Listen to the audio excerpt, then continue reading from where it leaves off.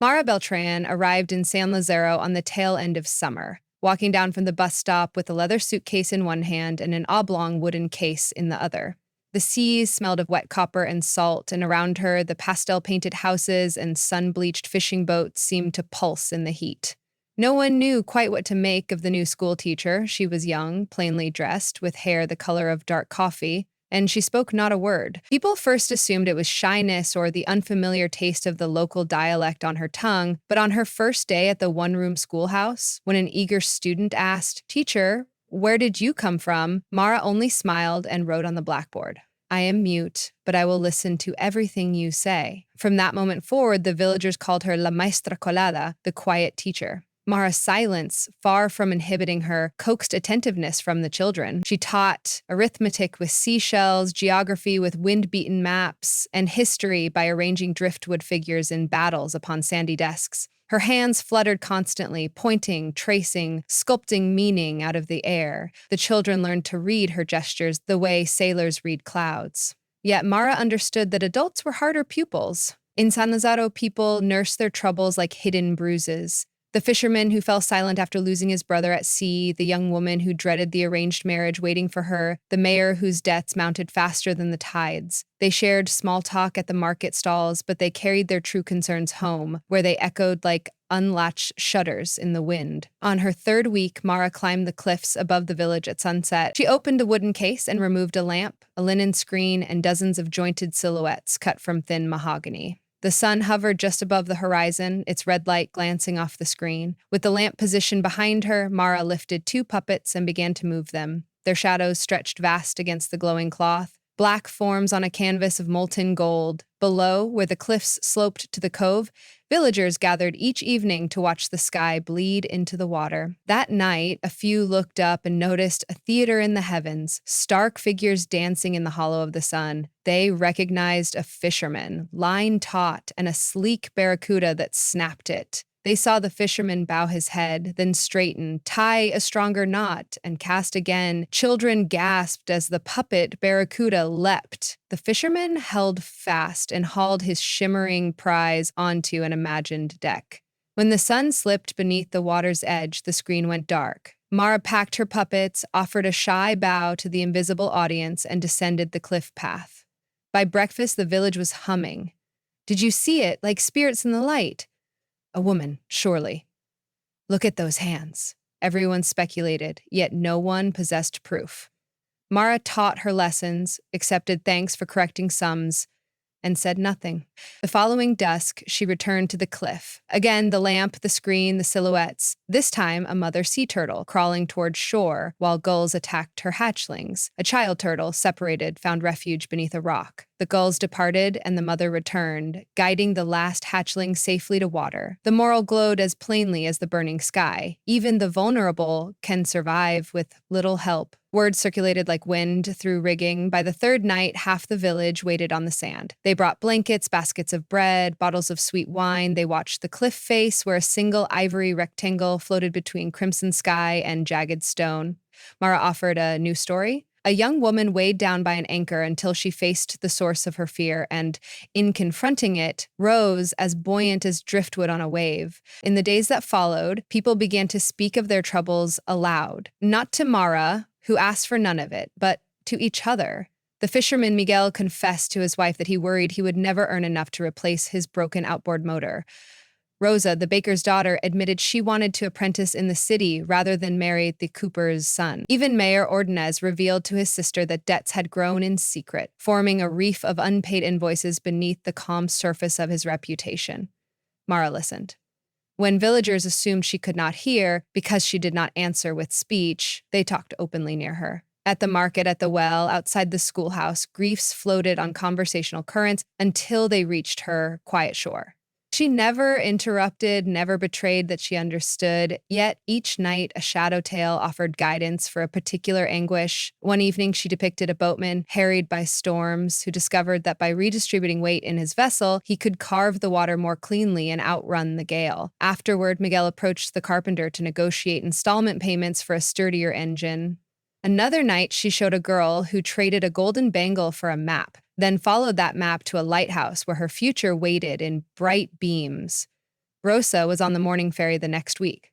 To outside eyes, the changes seemed coincidence, but in San Lazaro, people grew convinced the mute maestra communicated through silhouettes. She told them they were not alone, that each problem possessed a shape, a weight, a movable joint, and therefore a solution. Mara's art relied on the precise geometry of sunset. Too early, and the light washed out her shadows. Too late, and the crimson backdrop vanished into indigo. She timed her first gesture to the breath the sun paused upon the horizon.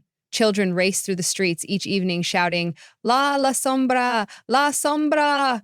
The shadow, like town criers announcing a miracle. Autumn settled in with cooler winds. Mara's stories darkened, too, acknowledging that storms came even to the gentlest seas. One story portrayed a towering wave swallowing an unprepared village. Yet, from the wreckage, survivors built a new harbor wall. The villagers watched, hands clasped, as silhouettes combined into a jagged yet protective barrier. They left murmuring, if disaster came, we would stand together like that. 2 weeks later, gray gales swarmed the coast. The sky felt bruised. Gulls flew inland. Mara caught conversation fragments. An unseasonal cyclone gathering far offshore. Fishermen debating whether to fasten boats atop the bluff. Mayor Ordonez hesitated. Evacuation would cost money the treasury lacked, and forecasts were ambiguous. In front of the cantina, he proclaimed, "We have weathered worse." Yet, Mara saw how his fingers worried the edge of his coat. That evening, despite slight clouds obscuring the sunset, Mara climbed the cliffs. Some villagers, fearing rain, stayed home, but a faithful cluster assembled at the cove. She lit the lamp earlier than usual. The screen glowed against a backdrop of pewter sky. Her story began with a crow pecking seeds in a meadow. Wind rose, grass bent. The crow looked up, saw distant thunderheads, and flapped off to warn the other birds. Some heeded the call, sparrows darted into barns, doves crouched beneath eaves, but a proud peacock preened, denying danger. Storm bowed the meadow, rain crushed wildflowers, the peacock's tail, heavy with water, dragged him down. The crow returned, lending a wing so the peacock could hop to shelter.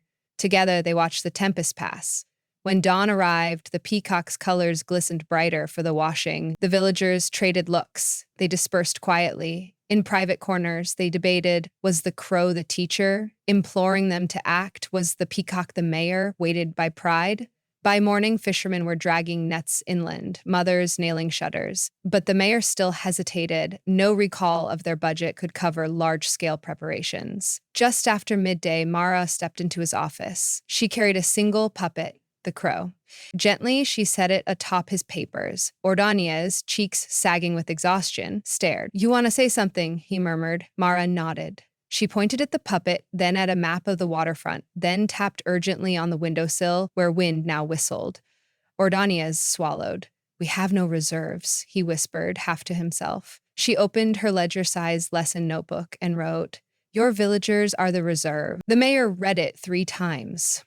"But they expect me to fund," Mara's pencil moved. "They expect you to lead." That afternoon, Ordonez rang the chapel bell. At its reverberations, doors opened and people spilled into the square. He climbed the steps, voice trembling yet clear. "We will prepare together. I will coordinate supplies. Every able body meet on the promenade. We build a seawall of stone, sacks, and sand, just like the shadows showed us." Work commenced before dusk. Men lugged hemp bags, women shoveled beach sand, teens rolled boulders from the cliff base. Children formed bucket brigades that snaked along alleys. Old carpenters reinforced jetty planks. Seamstresses stitched sailcloth into waterproof tarps. And as they worked, they sang, an old shanty about brothers and sisters steering the same ship. Mara toiled silently among them, packing sand, tying knots with quick, deft fingers. When she grew tired, she rested a moment, watching how neighbors and strangers to each other's pain now spoke like longtime companions. The solutions her shadows hinted at were no longer metaphors. They were mortar setting stone.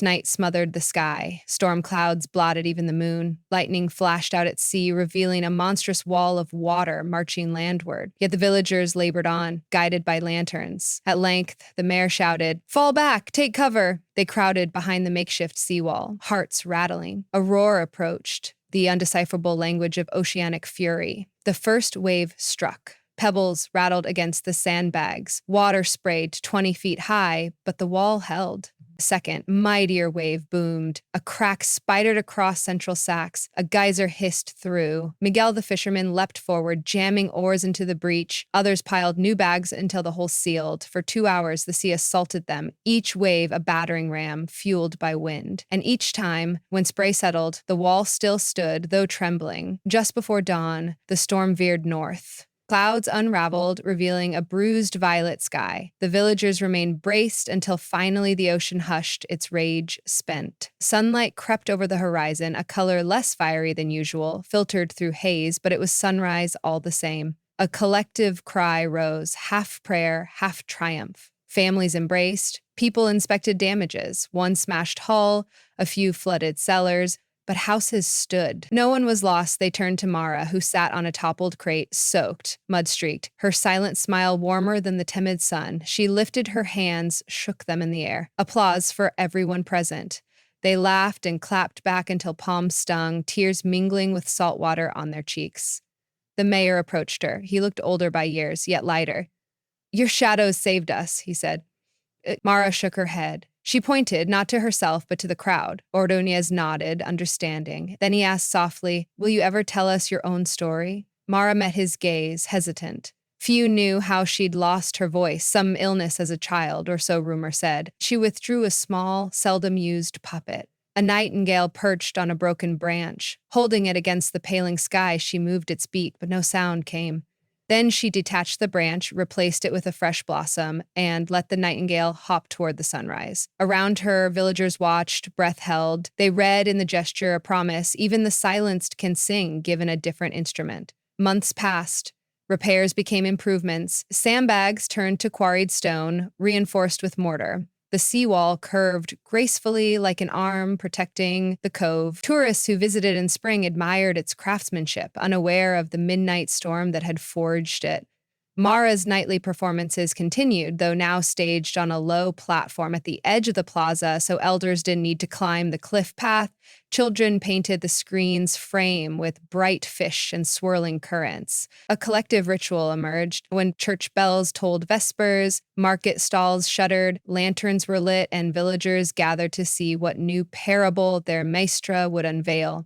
She gave them stories of harvests shared, of hearts healed, of journeys embarked upon. Sometimes her puppets failed, strings tangling, silhouettes toppling. She laughed in quiet mime, showing that even storytellers blunder. The audience laughed too, feeling permission to accept their own stumbles. San Lazaro changed in ways visitors found hard to describe. Neighbors greeted each other with genuine curiosity. Problems still surfaced, a leaking roof, a lost job, a quarrel between brothers. But the first instinct now was to bring troubles into the open, to speak them, if not aloud, then through some form. Teenagers carved driftwood masks and held impromptu plays. Fishermen left anonymous notes of advice in conch shells by the dock. The baker developed a ritual of kneading grievances into dough, inviting patrons to taste how suffering can rise sweet. One evening, Mara's shadow show portrayed a comet blazing over a nomad camp. The nomads feared it signaled doom, but a child traced the comet's arc to a mountain pass none had dared cross. Led by her, they found a verdant valley beyond. After the screen darkened, villagers lingered, speculating. Did the comet symbolize change headed for San Lazaro? They didn't wait long to learn. A government inspector arrived, surveying coastal towns for a new shipping route. San Lazaro, now fortified by its seawall and boasting a naturally deep harbor, appeared perfect. The inspector proposed dredging the cove and installing cranes. The project promised jobs and prosperity, yet it threatened to crowd the bay with cargo vessels, chase away fish, and smother the quiet rhythm of village life. Debate split the community. Some, like Miguel, saw opportunity, stable salaries, education funds for their children. Others feared losing the soul of the place, the hush at dusk when sea and sky blended like paint on water. For the first time since the storm, Mara sensed the village pulling apart. Conversations grew brittle, glances at the plaza cool. One afternoon, she attended a town hall meeting, packed so tight she stood in the doorway. Voices overlapped, frustration rose. At last, Mayor Ordóñez called, "Let the maestra speak." Then he flushed, remembering, "Or show us if she wishes." All eyes turned to her. Mara nodded once.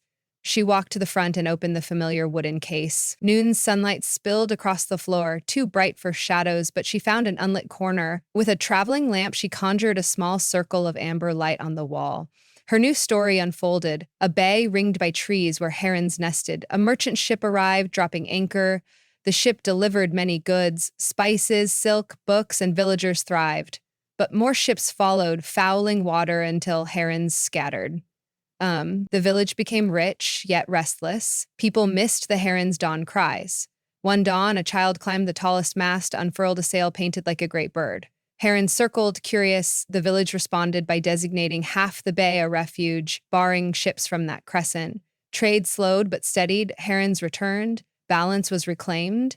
The final image showed ships and herons sharing the bay, each given breathing room. When the lamp dimmed, silence settled. Mara wrote on her slate, "We can welcome change without surrendering ourselves."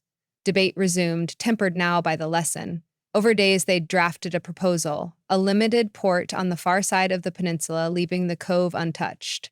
They insisted dredging halt at a certain depth, lights be shielded to preserve starlight, fishing zones remain exclusive to locals. The inspector balked, but ultimately agreed. No other village stood so resolute or so united. Construction began the following year. Cranes rose like skeletal giraffes, but only beyond the headland. At sunset, their silhouettes joined Mara's puppetry in the crimson sky. Workers from inland towns rented rooms, bringing new friendships. Fishermen's cooperatives negotiated fair prices to supply the cafeteria. Children interviewed welders for school projects. San Lazaro hummed with cautious but earnest progress. Through it all, shadow stories continued, mapping each fresh dilemma, cultural clashes, wage disputes, questions about how to share prosperity.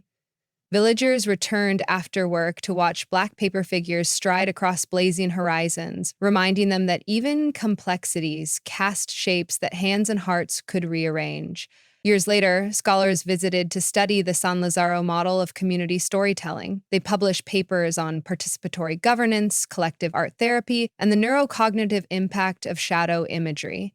Mare remained courteous but distant, deflecting inquiries about pedagogy with a gently lifted palm. Her aim had never been academic acclaim. Her classroom was the open air, her syllabus the ebb and flow of daily needs. On the 10th anniversary of the storm, the village celebrated with lanterns lining the sea wall. At twilight, Mara unveiled her most ambitious piece. Dozens of puppets, rods threaded so one figure flowed seamlessly into the next, telling not a singular tale, but a tapestry: birth, loss, harvest, migration, innovation, love. The finale depicted two hands opening, palms up, releasing a flock of birds that dissolved into the darkening sky. As always, no words accompanied the performance, yet everyone felt spoken to directly. Afterward, Miguel approached her, grizzled now, wiping tears. "We never thanked you properly," he said. "You gave us back our voices." Mara shook her head. She took his calloused hand, turned it outward, and traced his palm lines with her finger as if reading a map. Then she pressed his hand against his chest. The message was unmistakable. The voice had always been there, she only shone a light behind it. Later, alone on the cliff, Mara packed her screen and lamp. The sea murmured below. She looked at her own hands, ink-stained, scarred by puppet rods, toughened by sandbag knots. Raising them to the star-stitched sky, she flexed each finger in silent gratitude for the village that heard her, for the sunset that gave her stage, for the shadows that made absence into language. And then she hoisted her cases and walked down the path toward the flickering village lights, their glow pooling like little stages of their own, waiting for the next story to begin.